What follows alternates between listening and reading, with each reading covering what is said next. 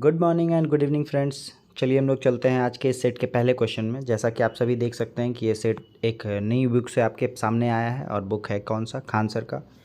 पहला क्वेश्चन क्या कह रहा है, सिंधु घाटी सभ्यता के निम्नलिखित स्थलों में से किस स्थल में गोदी यानी डॉकयार्ड होने का प्रमाण मिला है। ऑप्शन क्या क्या है, हड़प्पा है, मोहनजोदड़ो है, लोथल है, इनमें से कोई नहीं। और वेरी गुड, आप लोग का आंसर सही आ रहा है, लोथल आंसर होगा। नेक्स्ट क्वेश्चन क्या है आपका, उत्तरी बिहार का प्राचीनतम नाम क्या था। तो उत्तरी बिहार का प्राचीनतम नाम में ऑप्शन क्या क्या है आपके पास, वज्जी है, वत्स है, सुरसेन है और अवंती है। आंसर क्या होगा, आंसर है वज्जी।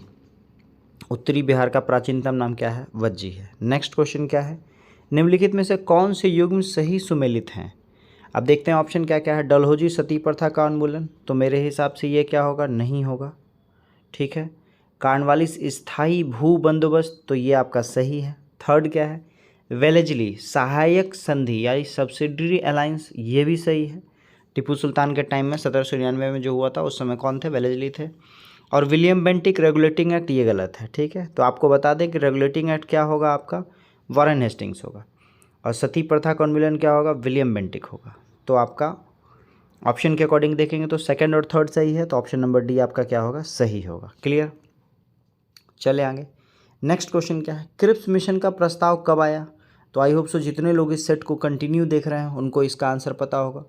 ऑप्शन में क्या है, 1942, 1941, 1943, 1940। और आंसर क्या होगा, आंसर होगा आपका option number A. Cripps mission का प्रस्ताव भारत कब आया, 30 मार्च 1942 को आया। नेक्स्ट क्वेश्चन क्या है, दिल्ली समझौता किसे कहा जाता है। तो दिल्ली समझौता के बारे में आपको पहले भी हम लोगों ने बताया है। ऑप्शन ए देख लेते हैं, पूना पैक्ट, फिर सांप्रदायिक चार्ट, गांधी इरविन समझौता और नरम दल गरम दल। तो आंसर क्या होगा, Gandhi Irwin pact, option number C जो है ये हम लोग कहते हैं, इसको दिल्ली समझौता कहते हैं। क्लियर, चलते हम लोग अगले क्वेश्चन में। अगला क्वेश्चन क्या कह रहा है कि वह कौन सा अंतिम वर्ष था जब भारत में रेल बजट और केंद्रीय बजट अलग अलग प्रस्तुत किया गया था। याद रखिएगा, वर्तमान समय में केंद्रीय बजट और जो आपका रेल बजट है वो साथ साथ पेश किया जाता है। तो लास्ट टाइम कब अलग अलग किया गया था, ऑप्शन में देखिएगा। और हम लोग सभी को पता है कि ये मोदी जी के आने के बाद हुआ है, यानी 1914 के बाद हुआ। और ऑप्शन में देखेंगे तो ऑप्शन नंबर ए आपको दिख रहा होगा, एकमात्र है 2016।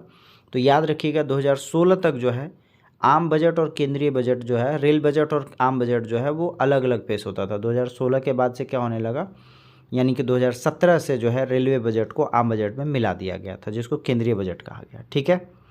नेक्स्ट क्वेश्चन क्या है, 1919 के दौरान दरभंगा राज्य में किसान आंदोलन का नेतृत्व कौन किए थे, या किसान आंदोलन का नेता कौन थे। ऑप्शन में क्या है, बाबा रामचंद्र, स्वामी विद्यानंद, स्वामी सहजानंद और बाबू राजेंद्र प्रसाद। तो आंसर क्या होगा, याद रखिएगा ऑप्शन नंबर बी आपको दिख रहा होगा। 1919 के दौरान दरभंगा राज्य में किसान आंदोलन का नेता कौन थे, स्वामी विद्यानंद थे, ठीक है। चलें आगे। नेक्स्ट क्वेश्चन क्या है आपका, वास्को डिगामा ने समुद्र मार्ग की खोज की थी। तो कैसे खोज की थी, तो आप वापस से जाइएगा, वर्ल्ड मैप देखिएगा तो आपको क्लियर हो जाएगा। वर्ल्ड मैप देखिएगा तो आपको पता चलेगा कि वास्को डिगामा के बारे में जब चर्चा करेंगे तो आ गया आपका 1498। कब आ गया, 1498 वास्को डिगामा, ठीक है। और 1498 में भारत की खोज की उसने, तो ऑप्शन नंबर सी आपको दिख रहा होगा, भारत। क्लियर, चलें आगे। नेक्स्ट क्वेश्चन क्या है, इनमें से कौन घटना द्वितीय विश्व युद्ध का परिणाम नहीं है, मतलब द्वितीय सेकेंड वर्ल्ड वॉर का आउटपुट नहीं है, कौन कौन सा है। ऑप्शन देख लेते हैं, औपनिवेशिक साम्राज्य का अंत, इंग्लैंड की शक्ति में ह्रास, राष्ट्रसंघ का गठन और रूस और अमेरिका के प्रभुत्व में वृद्धि। तो आंसर क्या होगा, आंसर होगा, नहीं था आपसे पूछ रहा है तो आंसर होगा राज संघ का गठन, ठीक है, राष्ट्र संघ का गठन। क्लियर, क्योंकि राष्ट्र संघ का जो गठन है वो प्रथम विश्व युद्ध के बाद हुआ था, 1920 में हुआ था। क्लियर, चलें आगे। नेक्स्ट क्या है आपका, पीपल्स वॉर ग्रुप संबंधित है। पीपल्स वॉर ग्रुप किससे संबंधित है, ऑप्शन देखेंगे, संप्रदायवाद, क्षेत्रवाद, जातिवाद और नक्सलवाद। आंसर क्या होगा, ऑप्शन नंबर डी, नक्सलवाद से संबंधित है people's war group. Next question क्या है, भारत का संविधान सभा के द्वारा डैश को अपनाया गया था। तो ये ऐसा क्वेश्चन है जो रिपीटेड है ना, बहुत ध्यान से आप देखेंगे तो आपको समझ में आएगा। आपसे पूछ रहा है संविधान कब अपनाया गया है, तो अपनाया गया 1949 में ही, 26 नवंबर 1949। ऑप्शन नंबर डी आपको दिख रहा होगा, ये आपका आंसर सही होगा। नेक्स्ट क्वेश्चन क्या है, भारतीय संविधान को संविधान सभा ने कब पास किया? तो वापस से वही समझिएगा कि कब अंगीकार किया या कब पास किया, दोनों एक ही बात है। भारतीय संविधान को संविधान सभा ने कब पास किया? तो अगेन 26 नवंबर 1949, ऑप्शन नंबर डी आपको दिख रहा होगा। यही आपका आंसर क्या है, सही है। कब पास किया या कब अंगीकार किया, दोनों ही आंसर क्या होगा, सेम होगा। नेक्स्ट क्वेश्चन, क्वेश्चन नंबर 13 क्या कह रहा है? किस संविधान से भारत ने राज्य के नीति निर्देशक तत्वों के विचार को अपनाया? यानी आगे ना आपसे पूछ रहा है कि डीपीएसपी जो directive principle of state policy था वो किस देश से लिया गया था। ऑप्शन में आप देख सकते हैं आयरलैंड, फ्रांस, अमेरिका, ब्रिटेन, और आंसर क्या होगा, वेरी गुड, आंसर होगा आपका ए, आयरलैंड के संविधान से लिया गया क्या, नीति निर्देशक तत्व। नेक्स्ट क्वेश्चन क्या है आपका? निम्नलिखित में से किस विषय पर केंद्रीय और राज्य सरकार दोनों कानून बना सकती है? तो याद रखिएगा संविधान सभा का शेड्यूल यानी कि अनुसूची 7वें में लिखा हुआ है कि 3 तरह के लिस्ट के बारे में बात कर रहा है, संघ सूची, राज्य सूची और समवर्ती सूची। तो ऑप्शन नंबर सी आपको दिख रहा होगा। समवर्ती सूची एक ऐसा डेटा है जिसमें केंद्र और राज्य दोनों क्या होता सकता है, दोनों के पास इक्वल राइट्स है आपका उस टॉपिक पे रूल रेगुलेशन बनाने के लिए। क्लियर, चलें आगे। नेक्स्ट क्वेश्चन क्या है आपका? निम्नलिखित में से कौन सा एक युग्म सही सुमेलित है, मतलब सही सही लिखा हुआ? जैसे आर्टिकल 17 कानून के समक्ष समानता, गलत लिखा हुआ है ये, ठीक है, ये आपका आर्टिकल 14 में है। इसके बाद बात करें आर्टिकल 15 में क्या है आपका? आर्टिकल 15 में है राज्य द्वारा किसी प्रकार के भेदभाव के विरुद्ध गारंटी, तो बिल्कुल सही है, ऑप्शन नंबर बी आपका सही होगा। क्लियर, किसी भी प्रकार के भेदभाव के विरुद्ध गारंटी देता है कौन सा, आर्टिकल 15। आर्टिकल 14 क्या लिखा है, सार्वजनिक रोजगार का समान अवसर, गलत है, और उपयुक्त में से कोई नहीं, ये भी गलत है। आंसर क्या होगा, आंसर होगा आंसर नंबर बी, ठीक है, आर्टिकल 15। नेक्स्ट क्वेश्चन क्या है आपका? जब कोई राज्य राष्ट्रपति के शासन के अंतर्गत होता है तो उस राज्य का बजट कौन पास करता है? अब सिंपल सी बात है कि अगर राज्य सेंट्रल के अंतर्गत आ गया या राष्ट्रपति शासन के अंतर्गत आ गया तो उसका बजट कौन पेश करेगा? जनरली जो हमारे देश का बजट पेश करते हैं वही जो है उस राज्य के लिए भी बजट पेश करेंगे। ऑप्शन में देख रहे होंगे आप, वेरी गुड, ऑप्शन नंबर आपको क्या दिख रहा है, वित्त मंत्री, ऑप्शन नंबर डी सही है, वित्त मंत्री है उस राज्य का जो आपका बजट है वो पेश कर। चलते हम लोग अगले क्वेश्चन की ओर। अगला क्वेश्चन क्या है, भारत का प्रथम आम चुनाव कब हुआ था? तो याद रखिएगा भारत का प्रथम आम चुनाव, ऑप्शन देख लेते हैं 51, 52, 52, 53, 50, 51, उनमें से कोई नहीं। ऑप्शन के अकॉर्डिंग चलेंगे तो ऑप्शन नंबर ए दिख रहा होगा। 1951-52 में जो है, 51-52 का मतलब 91 मार्च के बाद, ठीक है, ऐसा समझ लीजिए, जून जुलाई की बात कर सकते हैं आप, उसमें जो है आम चुनाव हुआ था, ठीक है। नेक्स्ट क्वेश्चन क्या है आपका? पंचायती समिति के सदस्य अक्सर डैश वर्ष के लिए चुने जाते हैं, मतलब आपसे सीधा सीधा पूछ रहा है कि जो पंचायत समिति के सदस्य हैं उनका कार्यकाल कितना होता है? तो जनरली पूरे देश में जितनी भी संवैधानिक पद है लगभग सबका कार्यकाल 5 वर्ष होता है, तो ऑप्शन बी दिख रहा होगा 5 वर्ष। तो पंचायत समिति के सदस्य अक्सर 5 वर्ष के लिए चुने जाते हैं। ऑप्शन अगला क्वेश्चन क्या है आपका? सितंबर 2018 में किस भारतीय राज्य के पहले नागरिक विमानपत्तन का उद्घाटन किया गया है, मतलब पहला एयरपोर्ट बनाया गया है उस राज्य में पहली बार, कब? 2018 में। ऑप्शन क्या क्या है? सिक्किम, नागालैंड, मिजोरम और मणिपुर। आंसर क्या होगा? आंसर है आपका सिक्किम में जो है, सिक्किम का पहला कह लीजिए, और पूरे भारत का क्या कह सकते हैं, 100वां कह सकते हैं, वहाँ पे क्या एयरपोर्ट बना है। क्लियर, चलें आगे। नेक्स्ट क्वेश्चन क्या है? भारतीय साक्ष्य अधिनियम डैश में अस्तित्व में आया था? तो जो साक्ष्य अधिनियम है कब आया है, क्वेश्चन पूछ रहा है 76 में, 1800, 1872, 1874, 1878। आंसर क्या हो जाएगा? आंसर हो जाएगा 1872 में जो है भारतीय साक्ष्य अधिनियम अस्तित्व में आया था। नेक्स्ट क्वेश्चन क्या है? निम्नलिखित में से कौन सा ग्रह आकार और द्रव्यमान के मामले में पृथ्वी का लगभग समान है? तो I hope so 21 number question का आंसर आप लोग कमेंट बॉक्स में दीजिएगा। ऑप्शन क्या क्या है? बुध है, शुक्र है, मंगल है और बृहस्पति। यानी सीधा सीधा क्वेश्चन में कह रहा है कि पृथ्वी की जुड़वा बहन किसको कहा जाता है? तो ऑप्शन में क्या है, या जुड़वा ग्रह किसको कहा जाता है?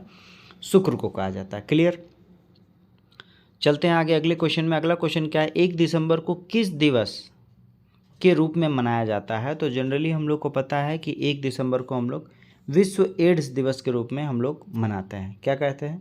विश्व एड्स दिवस। अच्छा, एड्स का फुल फॉर्म क्या होता है? AIDS कहते हैं, acquired immuno deficiency syndrome. Clear, next question क्या है? लावनी किस भारतीय राज्य का लोक नृत्य है? तो आई होप सो ये आप जानते होंगे। ऑप्शन क्या क्या? उत्तर प्रदेश, सिक्किम, मध्य, तमिलनाडु और महाराष्ट्र। आंसर है आपका क्या? लावनी जो है वो महाराष्ट्र का क्या है, लोक नृत्य है। नेक्स्ट क्वेश्चन क्या है? निम्नलिखित में से किस प्रकार का कोयला उच्चतम गुणवत्ता का होता है? तो जब कोयले की बात कर रहे हैं तो ऑप्शन क्या क्या है? लिग्नाइट, बिटुमिनस, पीट और एंथ्रासाइट। आंसर क्या होगा? आंसर है एंथ्रासाइट। कोयले में जो कार्बन की मात्रा है उसके हिसाब से कोयले को बेसिकली 3 पार्ट में डिवाइड किया गया था बेसिकली। अभी यहाँ 4 का 4 ऑप्शन दिख रहा है, चारों क्या है आपका कोयले का फॉर्मेट है। और ऑप्शन नंबर डी क्या होगा? एंथ्रासाइट जो होता है वो आपका क्या है? सबसे सर्वोत्तम कोयला माना जाता है। क्लियर? जिसमें कार्बन का परसेंटेज लगभग 85 से 90% होता है। नेक्स्ट क्वेश्चन क्या है आपका? विश्व का सबसे गहरा महासागर कौन सा है? तो आई होप सो ये भी क्वेश्चन आपको आता होगा। ऑप्शन क्या है? प्रशांत महासागर, हिंद महासागर, अटलांटिक और आर्कटिक। आंसर क्या होगा? विश्व का सबसे गहरा महासागर क्या है? प्रशांत महासागर है, क्योंकि यहीं पर क्या है? मैरियाना ट्रेंच है, जिसकी गहराई क्या है? 11 किलोमीटर लगभग है। चले आगे। नेक्स्ट क्वेश्चन क्या है? निम्नलिखित में से कौन सा एक भूबद्ध राज्य है? भूबद्ध राज्य का मतलब एक ऐसा राज्य जिसके चारों ओर क्या है? लैंड से घिरा हुआ है। और आप ऑप्शन को बहुत ध्यान से देखेंगे दिखेगा। ऑप्शन क्या है? गुजरात है, पश्चिम बंगाल है, उड़ीसा और बिहार है। तो इन तीनों के अगल बगल में कहीं ना कहीं समुद्र है। बिहार के आसपास कुछ नहीं है, तो हम कह सकते हैं बिहार एक भूबद्ध राज्य है। नेक्स्ट है, निम्नलिखित में से प्रायद्वीप भारत की सबसे लंबी नदी कौन सी है? तो प्रायद्वीप भारत मतलब होता है जो बीच से नीचे, जो आपका ये जो मैंने ऐसे वी बनाया, तो ये वाला पार्ट में जो है सबसे लंबा नदी आपसे पूछ रहा है कौन सा है। ऑप्शन क्या क्या है आपका? महानदी, गोदावरी, कृष्णा और कावेरी। आंसर क्या होगा? गोदावरी। गोदावरी नदी प्रायद्वीप भारत की सबसे बड़ी नदी है। प्रायद्वीप किसको कहते हैं? ऐसा लैंड एरिया जो 3 भाग से समुद्र से घिरा हुआ है या पानी से घिरा हुआ। इंडिया का जो प्रायद्वीपीय क्षेत्र है, इधर अरब सागर है, नीचे आपका हिंद महासागर है और ये बे ऑफ बंगाल है। क्लियर? सबसे लंबी नदी प्रायद्वीप की गोदावरी। नेक्स्ट क्वेश्चन है, किस बहुउद्देशीय नदी घाटी परियोजना का निर्माण महानदी पे हुआ था? तो ऑप्शन देखेंगे क्या क्या है? टिहरी, राणा प्रताप सागर बांध, हीराकुंड बांध और तुंगभद्रा। तो जो आपका महानदी पे बना है वो कौन सा है? हीराकुंड है। कौन सा है? ऑप्शन नंबर बी हीराकुंड, जो है कहाँ? उड़ीसा में है। नेक्स्ट क्वेश्चन क्या है आपका? भारत किस भारतीय राज्य में सार्वजनिक क्षेत्र में वन स्थित है? पूछ रहा किस भारतीय राज्य में सार्वजनिक क्षेत्र में वन स्थित है। ऑप्शन क्या क्या है आपके पास? ऑप्शन है केरल, उत्तर प्रदेश, महाराष्ट्र और मध्य प्रदेश। और आंसर क्या होगा? आंसर है एमपी। यहाँ पे सार्वजनिक क्षेत्र की जगह क्या होगा? सर्वाधिक क्षेत्र में जो है वो वन स्थित है, इसलिए मुझे क्वेश्चन थोड़ा अटपटा लग रहा था।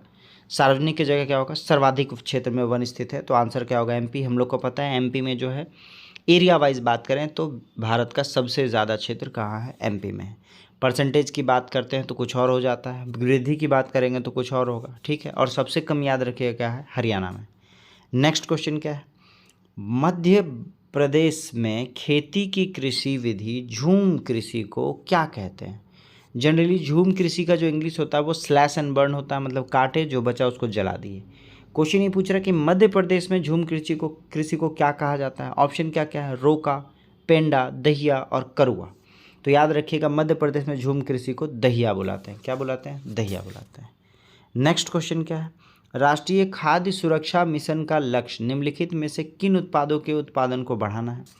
तो जनरली जो ये खाद्य सुरक्षा मिशन बना है ये फल के लिए नहीं बना है, चावल के लिए है, गेहूं के लिए है, मोटे अनाज के लिए और दलहन के लिए है।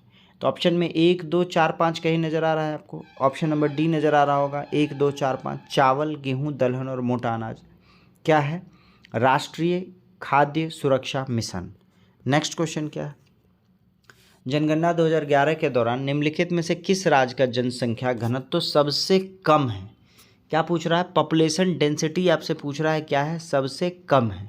ऑप्शन क्या क्या है? मेघालय है, मिजोरम है, सिक्किम है और अरुणाचल प्रदेश है। आंसर क्या होगा? अरुणाचल प्रदेश आंसर होगा, जहाँ लगभग 17 लोग प्रति किलोमीटर रहते हैं, ठीक है। नेक्स्ट क्वेश्चन क्या है आपका? भारत के भुगतान संतुलन के चालू खाते में रुपए की पूर्ण परिवर्तनशीलता कब आई है? यानी आपसे पूछ रहा है कि जो मनी है इंडिया का रुपी है वो फुल्ली कन्वर्टेबल यानी कि विदेशी मुद्रा से एक्सचेंज होने लायक कब बना था? तो आपने LPG पढ़ा होगा, लिबरलाइजेशन, प्राइवेटाइजेशन और ग्लोबलाइजेशन। ग्लोबलाइजेशन आने के बाद की घटना है। अब ऑप्शन देखेंगे, ऑप्शन क्या है? 1992, 1991, 1994, 2002। तो ये 1991 की घटना, लेकिन इसके काफ़ी दिन बाद से प्रोसेस चालू हुआ था, तो ऑप्शन में सी नज़र आ रहा होगा 1994। जब भारत के भुगतान संतुलन के चालू खाते में रुपए की पूर्ण परिवर्तनशीलता लागू हुई। क्लियर, चलते हैं आगे। नेक्स्ट क्वेश्चन क्या है, बैंक नोट प्रेस कहाँ स्थित है?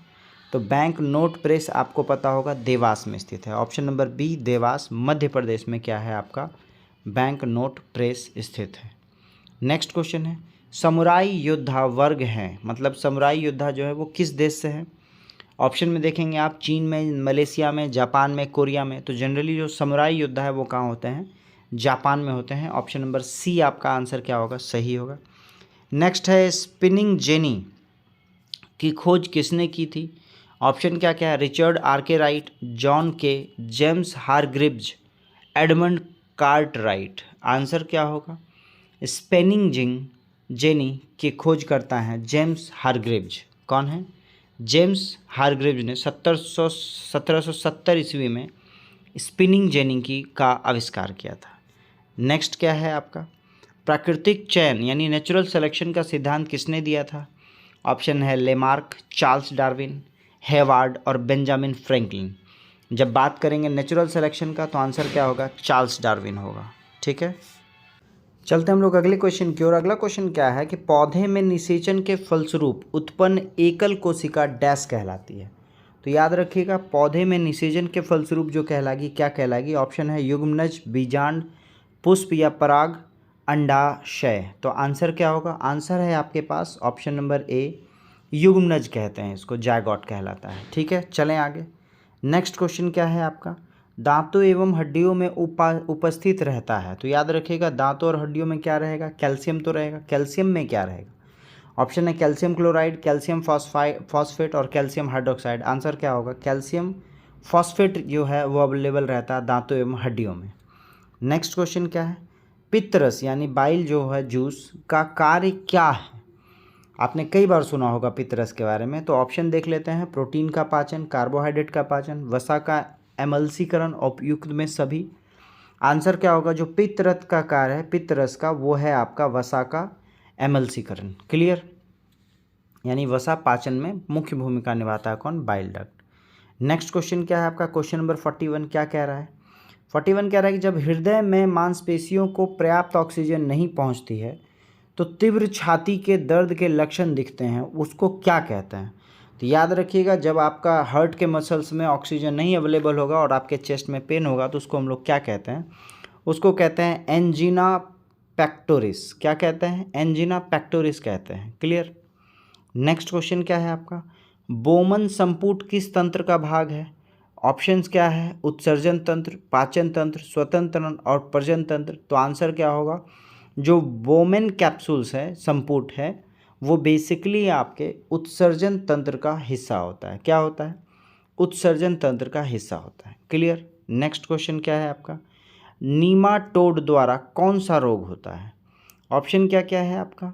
लेप्रोसी है, अमीबाइसिस है, फाइलेरियासिस है और पॉलियोमाइलिटिस है। क्लियर।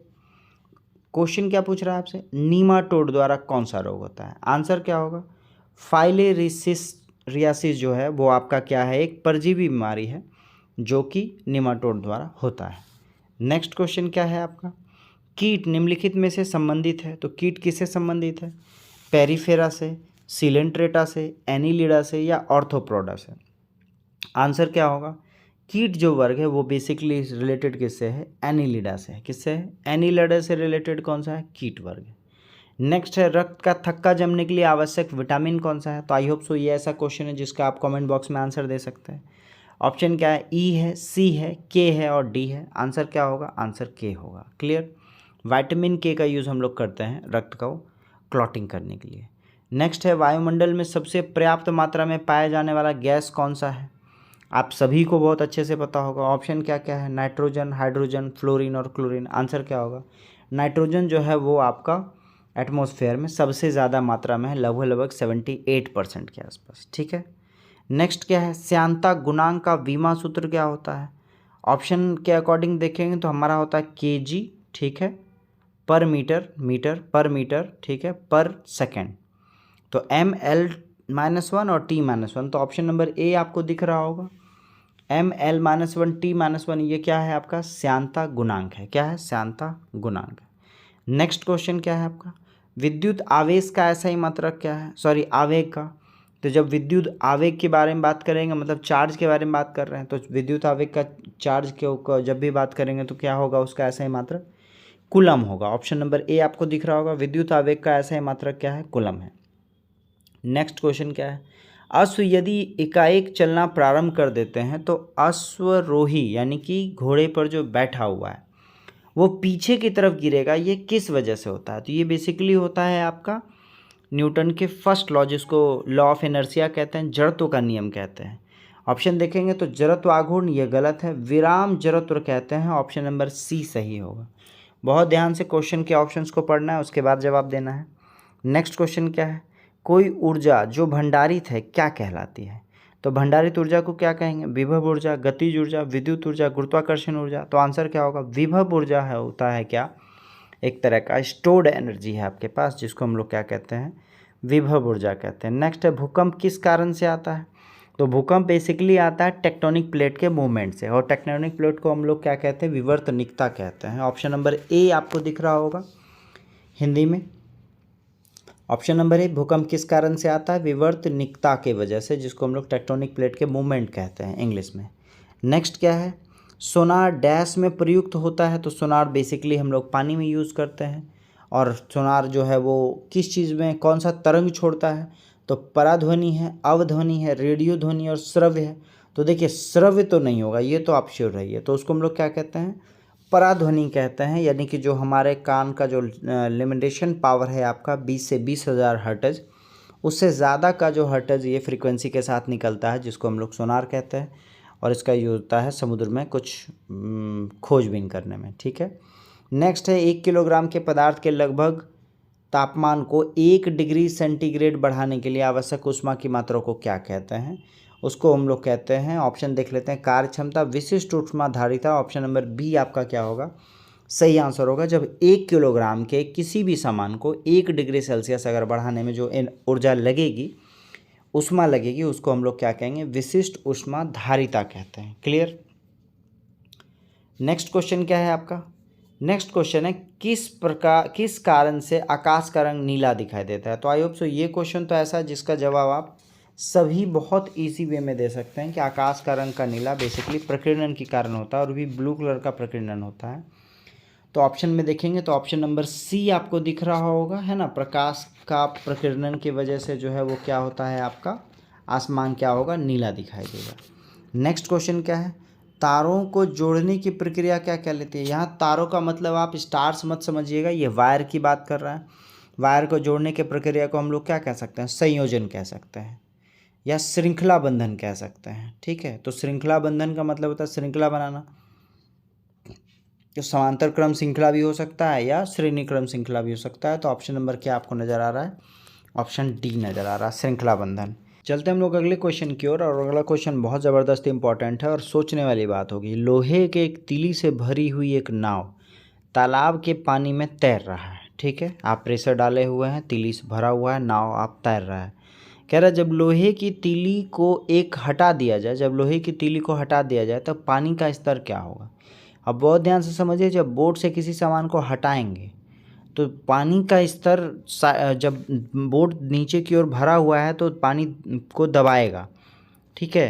तो जब बीच में पानी को दबाएगा तो पानी का स्तर साइड से उठा हुआ रहेगा, और जब बोट से किसी सामान को हम लोग खींचेंगे, ठीक है, तो बोट हल्का हो जाएगा, तो पानी जो दबाव फील कर रहा था वो उठेगा, तो बाकी सब जगह क्या होगा, पानी का स्तर गिर जाएगा। बहुत ध्यान से समझिएगा, ऑप्शन आपको दिख रहा है, बढ़ेगा घटेगा वही रहेगा। बहुत लोग इसको बढ़ेगा लिखेंगे, तो याद रखिएगा आंसर क्या होगा, पानी का स्तर घट जाएगा अगर हम उस बोट से सामान को हटा लें तब, ठीक है।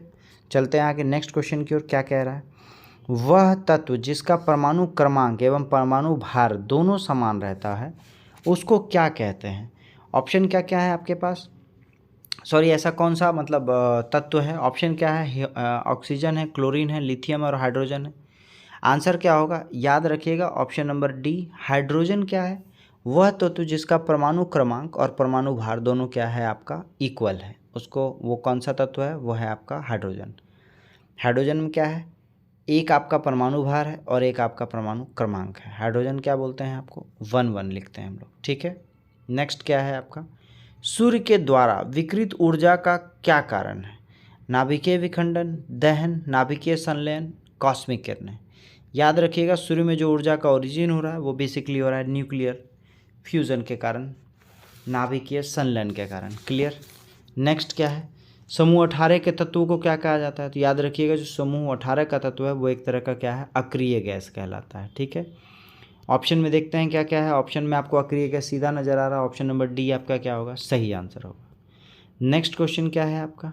प्लास्टर ऑफ पेरिस में निम्नलिखित में कौन सा धातु पाया जाता है? तो प्लास्टर ऑफ पेरिस में क्या होगा? कैल्शियम होगा, मैग्नीशियम होगा, पोटेशियम होगा, सोडियम होगा। आंसर क्या है? आंसर है आपका कैल्शियम। आंसर सही होगा किसमें? प्लास्टर ऑफ पेरिस में, ऑप्शन नंबर ए। नेक्स्ट क्या है? मीथेन के अणु में, ये आपसे पूछ रहा है मीथेन में जो अणु है उसमें किस तरह का बॉन्ड है? सिंगल बॉन्ड है, डबल बॉन्ड है, ट्रिपल बॉन्ड है, या एक सिंगल और एक ट्रिपल बॉन्ड है? तो याद रखिएगा मीथेन CH4 होता है, C लिख दिया, H H H और H होता है। ये सारा का सारा क्या होता है? एकल बंधन होता है। तो ऑप्शन नंबर ए आपका सही होगा, एकल बंधन। ठीक है। नेक्स्ट क्वेश्चन क्या है? निम्नलिखित में से सत्य कथन है तो सही कौन सा है? ऑक्सीजन अणु में एकल सहसंयोजक आबंध होते हैं। तो याद रखिएगा ये आपका क्या है? आपका गलत है। ऑक्सीजन में क्या है आपका? O2 बोलते हैं आप। तो ऑक्सीजन O2 जब करेंगे तो दोनों में डबल बॉन्ड बनेगा। नेक्स्ट क्वेश्चन क्या है? नेक्स्ट ऑप्शन क्या है आपका? कॉपर सल्फेट आयोनिक यौगिक नहीं है। तो याद रखिएगा ये भी क्वेश्चन गलत है। कॉपर सल्फेट में आयोनिक यौगिक बनने वाला है। नेक्स्ट है हाइड्रोजन सल्फाइड H2S सहसंयोजक यौगिक है। बिल्कुल सही है। सहसंयोजक का मतलब होता है कोवैलेंट बॉन्ड बनाना। मतलब सल्फर भी बोलेगा कि भैया हमें मिल लो, हाइड्रोजन भी बोलेगा हमें मिल लो, दोनों मिलकर अपना ऑक्टेव या ड्यूप्लेट दोनों पूरा करेंगे। तो याद रखिएगा इस क्वेश्चन में आंसर पूछ रहा कौन सा सही है? तो ऑप्शन नंबर सी सही होगा। ठीक है।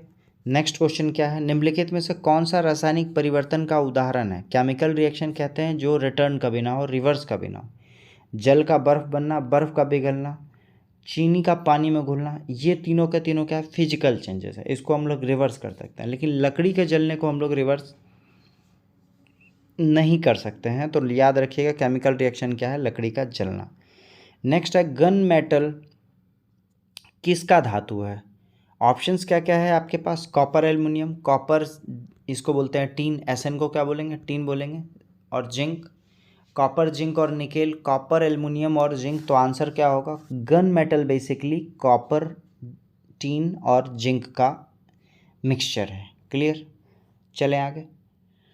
नेक्स्ट क्या है आपका? रेडियोधर्मिता की खोज किसने की थी? ऑप्शन देख लीजिए। Henry Becquerel, Jons Jacob Berzelius, next है सत्येंद्रनाथ बोस और अल्बर्ट आइंस्टाइन। आंसर क्या होगा? याद रखिएगा रेडियोधर्मिता का खोज किसने कौन किया है? हेनरी बैक्वेरेल ने किया। किसने किया? हेनरी बैक्वेरेल ने। नेक्स्ट है एक ग्रुप के तत्वों का समान गुण है। ठीक है। एक ग्रुप के तत्वों का समान गुण क्या है? परमाणु संख्या, कक्ष में इलेक्ट्रॉन की संख्या, परमाणु का आकार, संयोजी इलेक्ट्रॉन की संख्या। याद रखिएगा जब हम बात कर रहे हैं ग्रुप का तो हम लोग ऊपर से नीचे बात कर रहे हैं, और ऊपर से नीचे आने के क्रम में हम देखेंगे कि जो संयोजी इलेक्ट्रॉन का संख्या है, जैसे ग्रुप 18 का तत्व है जो आपको दिखा भी अक्रिय है, वो 18 के जस्ट नीचे वाला सारा का सारा क्या है? अक्रिय है। वैसे किसी भी ग्रुप में ऊपर से नीचे आने पर क्या होगा? आपका जो संयोजी इलेक्ट्रॉन का संख्या है, वैलेंस इलेक्ट्रॉन कहते हैं इसको, वो क्या होगा? बराबर होगा। नेक्स्ट क्वेश्चन क्या है आपका? बिहार की स्थापना कब की गई थी? ऑप्शन है आपके पास क्या क्या? ऑप्शन में है 1911, 1912, 1913, 1914, या उपयुक्त में से कोई नहीं, या उपयुक्त में से एक से अधिक। तो ऑप्शन के अकॉर्डिंग देखेंगे तो आंसर क्या होगा? आंसर होगा ऑप्शन नंबर बी, 1912 में जो है बिहार की स्थापना की गई थी। नेक्स्ट क्वेश्चन क्या है? बिहार का कौन सा शहर 5 पहाड़ियों से घिरा है? ऑप्शन क्या क्या है आपके पास? गया, पटना, भागलपुर, बोध गया, उपयुक्त में से कोई नहीं। तो आंसर के अकॉर्डिंग देखेंगे तो ऑप्शन नंबर ई नज़र आएगा। हालांकि ई एग्ज़ाम में नहीं आना है, लेकिन मे बी ई को डी के फॉर्मेट में कहीं लिख दे, तो BPSC के भी कुछ क्वेश्चंस को मिक्सअप किया गया है इस सेट में। ठीक है। तो ऑप्शन नंबर ई होगा। नेक्स्ट क्वेश्चन क्या आपका कह रहा है? 57वां ज्ञानपीठ पुरस्कार से किसे सम्मानित किया गया था? 56वां क्या था? नीलमणि फूकन थे आपके कौन से? 56वें। और 57वां कौन सा होगा? दामोदर मौजा होगा। ऑप्शन नंबर डी आपको दिख रहा होगा, दामोदर मौजा। ये क्या है आपके? 57वें ज्ञानपीठ पुरस्कार से सम्मानित किए गए हैं। नेक्स्ट क्वेश्चन क्या है, पीएम मोदी कब वर्चुअली एससीओ शिखर सम्मेलन की अध्यक्षता करेंगे? तो ये देखिए, अध्यक्षता तो 2023 में हुआ है, डेट क्या है, 4 जुलाई। ठीक है, एससीओ का मतलब संघाई सहयोग संगठन है ना, इसकी जो है अध्यक्षता इस बार किसने की है? 2023 में भारत ने की है। डेट क्या है आपका? 4 जुलाई है। नेक्स्ट क्वेश्चन क्या है, क्वेश्चन नंबर 71 क्या कह रहा है, दिलवारा मंदिर डैश में स्थित है? तो ये देखिए, राजस्थान में एक जगह है जिसका नाम क्या है? माउंट आबू है। ऑप्शन नंबर ए, माउंट आबू में क्या है आपका? दिलवारा का जैन मंदिर स्थित है। क्लियर, चलें आगे। नेक्स्ट क्वेश्चन है, भारत की संसद में पहला लोकपाल विधेयक कब पेश हुआ था? देखिए 2010-11 में जो है अन्ना हजारे और केजरीवाल का एक ज़बरदस्त आंदोलन चला था जिसको लोकपाल आंदोलन कहते हैं, जिसमें सीएम और पीएम को भी आपके मतलब चेक के कंडीशन में रखा गया था। चेक एंड बैलेंस, उनके पावर को चेक एंड बैलेंस करने की स्थिति में रखने के लिए हम लोगों ने लोकपाल और लोकायुक्त बनाया। हालांकि उसके सारे पावर लगभग सीज कर दिए गए हैं, आज के रेट में बहुत ज़्यादा सिग्निफिकेंस नहीं है। लेकिन क्वेश्चन ये कह रहा है कि पहली बार कब बनाने की चर्चा हुई थी? ऑप्शन क्या क्या है आपके पास? 1968, 1975, 1965 और 1972। आंसर क्या होगा? आंसर है 1968। नेक्स्ट क्वेश्चन क्या है, आधुनिक कंप्यूटर का जनक किसको माना जाता है? गार्डन ई मूरे, चार्ल्स बेबेज, एलन ट्यूरिंग और जेम्स गॉन्सलिंग। ऑप्शन में देखेंगे, ऑप्शन नंबर बी आपको दिख रहा होगा, एलन ट्यूरिंग। ठीक है, एलन ट्यूरिंग को बेसिकली आधुनिक कंप्यूटर का जनक कहा जाता है। नेक्स्ट क्वेश्चन क्या है आपका, अक्टूबर 2020 तक प्राप्त जानकारी के अनुसार भारत में सार्वजनिक क्षेत्रों के बैंकों की संख्या कितनी है? तो अक्टूबर 2020 तक, क्योंकि 2020 में काफ़ी सारे बैंक का मर्जिंग हुआ है, और मर्जर होने के बाद ऑप्शन में देखेंगे 20, 21, 12 और 22, तो वर्तमान में टोटल 12 ऐसा बैंक है जो नेशनलाइज है। That's it. नेक्स्ट क्वेश्चन क्या है, नमक पर ब्रिटिश एकाधिकार का विरोध करने के लिए गांधी जी ने किस वर्ष में समुद्र तक दांडी मार्च शुरू किया? यानी कि सविनय अवज्ञा आंदोलन की बात कर रहा है, और उसकी शुरुआत क्या हुई है, या दांडी मार्च की शुरुआत कब हुई है, या राउंड टेबल कॉन्फ्रेंस की शुरुआत कब हुई है? ऑप्शन नंबर सी में हुई है। राउंड टेबल कॉन्फ्रेंस 1930, 31 और 32। 30 में ही सविनय अवज्ञा आंदोलन की भी शुरुआत हुई है। नेक्स्ट क्वेश्चन क्या है, निम्नलिखित में से कौन सी भारत की सबसे बड़ी तेल कंपनी है? तो RWL, या आप ऐसा कह लीजिए Indian oil corporation limited, IOCL जो है वो भारत की सबसे बड़ी तेल कंपनी है वर्तमान में, Indian oil corporation limited. Next है, भारत में प्रथम परमाणु बम का परीक्षण किस वर्ष किया गया था? तो देखिए, प्रथम परमाणु बम का जो परीक्षण है, जिसका कि जो मिशन कोड नेम था वो क्या था? स्माइलिंग बुद्धा था। वो किस वर्ष में हुआ है? 1974, 1973, 1999, 1976। तो आंसर क्या होगा? आंसर होगा 1974 न्यूक्लियर बॉम्ब, जिसको पोखरण हम लोग कहते हैं, पोखरण में परीक्षण किया गया था। ठीक है, चलें आगे। नेक्स्ट क्वेश्चन क्या है, भारत में राष्ट्रीय आय की गणना किसके द्वारा की जाती है? तो ऑप्शन में हम लोग देखेंगे, भारत में राष्ट्रीय आय की गणना CSO के द्वारा होती है। किसके द्वारा होती है? CSO द्वारा होती है। ऑप्शन में देखते हैं, CSO का मतलब सेंट्रल स्टैटिस्टिकल ऑर्गेनाइजेशन, केंद्रीय सांख्यिकी संगठन। ऑप्शन नंबर सी आपको दिख रहा होगा। ठीक है, ऑप्शन नंबर सी क्या है आपका? सही होगा। राष्ट्रीय आय की गणना कौन करता है? CSO करता है। नेक्स्ट क्वेश्चन क्या है आपका, जलियांवाला बाग नरसंहार कब हुआ, किस डेट को हुआ? चारों का चारों 1919 दिख रहा है, डेट आपसे पूछ रहा है, तो डेट याद रखिएगा। ऑप्शन नंबर सी, 13 अप्रैल 1919 को जलियांवाला बाग नरसंहार हुआ है। नेक्स्ट क्वेश्चन क्या है आपका, भारत में खिलाफत आंदोलन के बारे में क्या सही है? खिलाफत आंदोलन बेसिकली 1919 में हुआ था। ठीक है, और तुर्की के सुल्तान का पद, जो खलीफा पद था, उसको हटाया गया था उस समय, उसके विरोध में था। तो ये दो चीज़ याद रखिएगा। ऑप्शन में क्या क्या है, या पाकिस्तान की मांग का एक आंदोलन था, गलत है।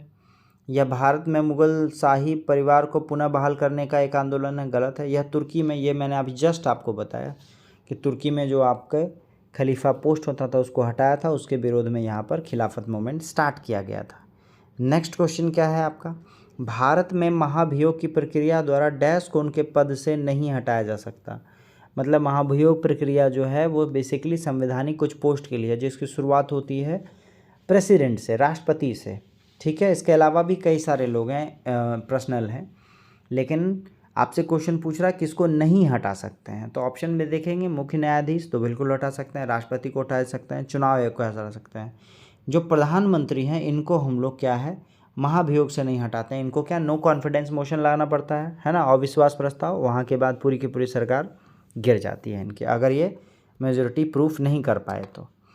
नेक्स्ट है आपका दीफू दर्रा कहाँ स्थित है, ऑप्शन देख लीजिए, हिमालय के पीर पंजाल श्रेणी में, अरुणाचल प्रदेश में, कश्मीर या उत्तरी पश्चिमी हिमालय में, दार्जिलिंग में और सिक्किम में। तो आंसर क्या होगा, आंसर होगा अरुणाचल हिमालय में। ठीक है, दीफू दर्रा कहाँ है आपका, अरुणाचल हिमालय में क्या है, दीफू दर्रा है। नेक्स्ट क्या है आपका, और ये है क्या, भारत म्यांमार के बीच में। नेक्स्ट है भारत का कौन सा शहर डेट्रॉइट ऑफ एशिया और ऑटोमोबाइल कैपिटल के नाम से लोकप्रिय है। ऑप्शन में देखेंगे चेन्नई, और यही आपका क्या होगा, आंसर होगा ऑप्शन नंबर ए चेन्नई, जो है जिसको हम लोग डेट्रॉइट ऑफ एशिया या ऑटोमोबाइल कैपिटल भी कहते हैं। कौन, चेन्नई। नेक्स्ट है यंग बंगाल आंदोलन किसके द्वारा शुरू किया गया था, तो यंग बंगाल आंदोलन ऑप्शन देखते हैं मधुसूदन दत्त, रामगोपाल घोष, हेनरी विवियन डेरोजी। ये मुझे लग रहा है ऑप्शन नंबर सी सही होगा। यंग बंगाल आंदोलन के प्रवर्तक कौन थे, हेनरी विवियन डेरोजियो। ठीक है, ऑप्शन नंबर क्या है, सी है। आज के क्लास का लास्ट क्वेश्चन, चार मीनार निम्नलिखित में से किस शहर में स्थित है, ऑप्शन क्या है, कानपुर, नई दिल्ली, बेंगलोर, हैदराबाद। तो याद रखिएगा जो चार मीनार है वो हैदराबाद में स्थित है, ऑप्शन नंबर डी आपका सही होगा। तो आई होप्स आज के क्वेश्चन में आपको थोड़ा और ज़्यादा मज़ा आया हो। ऑल ऑफ़ यू आपके कोऑपरेशन के लिए बहुत बहुत आप सबों का धन्यवाद। मिलते हैं हम लोग अगले वीडियो में। Thank you, have a nice.